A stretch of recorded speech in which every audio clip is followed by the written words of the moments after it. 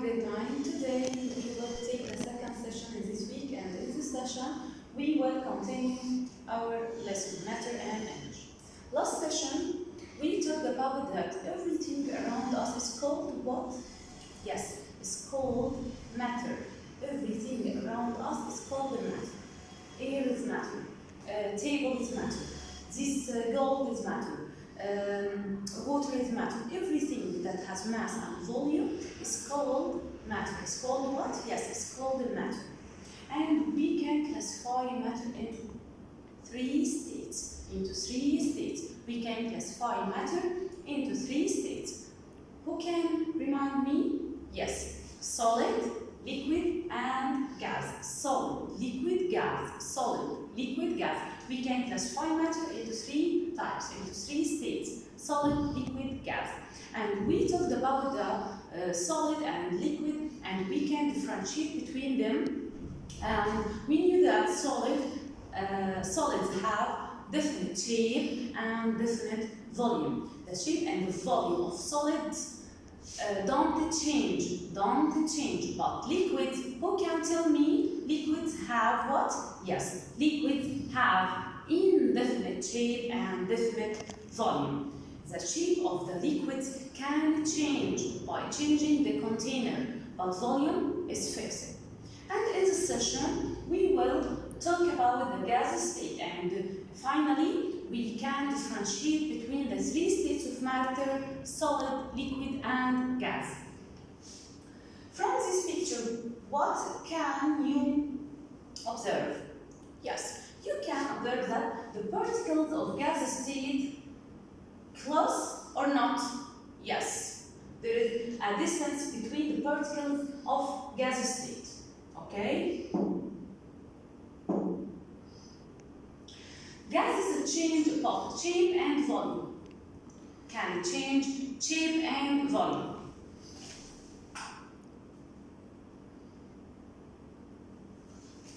From this picture, we can observe that the shape and particles of the gas state can change the shape and the volume.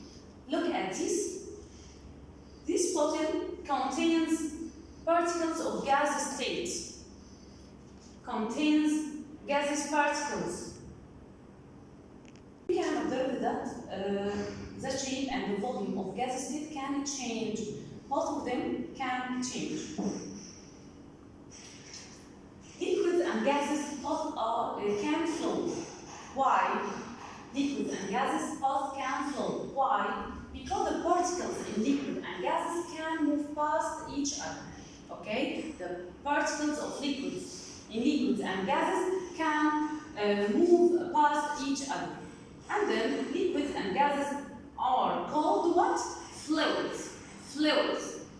Both gases change volume too. So we can differentiate between gas state and liquid state, that gas state has indefinite shape and indefinite volume. Both of them can change, but liquids have indefinite shape and definite volume. The shape of liquids can change by changing the container.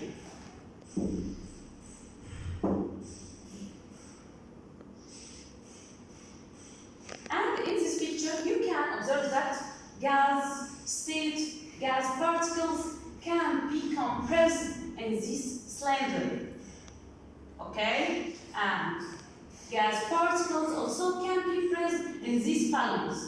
For example, cylinder of helium can fill about 700 balloons. Okay? The helium atoms in the cylinder have been forced close together, can be compressed. We can compress gas particles. We can compress it in this cylinder. But as the helium fills the balloon, the atoms spread out, and the amount of empty space between gas particles increases. Again, so from this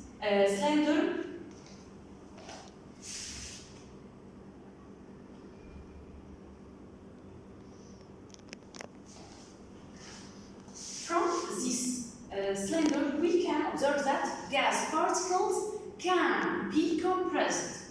Can be compressed. The particles close together. But in these balloons, yes, the particles of gas, yes, can spread out. And the amount of empty space between particles, the distance between particles increases. So gases have indefinite shape and indefinite volume. Can I change both of them? And now let's make a comparison between solids, liquids, and gases. Let's know the difference between the three states of matter: solid, liquid, gas. Distance between particles. In solid, very close to each other. In liquid, less close. In gas, the particles have very distance between them. There are very distance between gases particles. Molecular arrangement in solids, regular. In liquid, irregular. And in gas, irregular. And shape in solids, definite shape, not a change. And liquids, shape of the container. Liquids can take the shape of the container. And gases, no shape at all. And then volume in solids, definite, fixed volume. Liquids have definite volume or fixed volume, not a change, but gases, not fixed volume. Speed of movement. Solids move very slowly,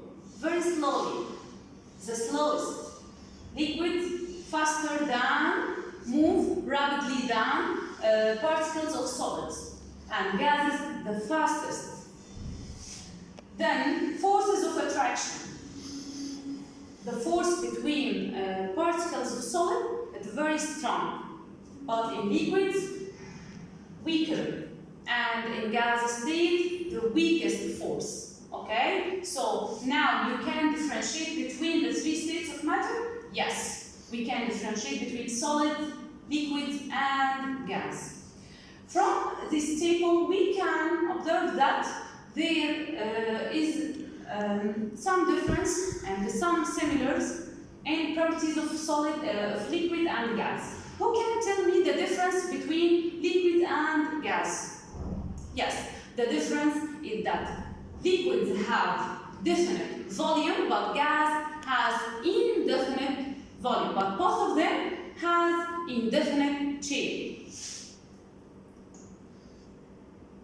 And now let's look at another state of matter which is found in the universe. Plasma, which is called what? Plasma. Called what? Plasma.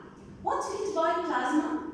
Plasma is the most common state of matter which is found in the universe.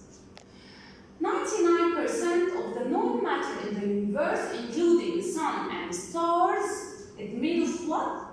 It's made of plasma. It's made of plasma. It's made of plasma. Okay? Again, the most common matter, the most common state of matter is called plasma.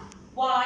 99% of known matter in the universe, including the sun and the stars, is made of plasma. It's made of plasma. So plasma is a state of matter that doesn't have a definite shape or volume. Plasma, like gases, doesn't have definite shape or definite volume. Plasma has indefinite shape and indefinite volume, like this. And now, let's know the difference between plasma and gases.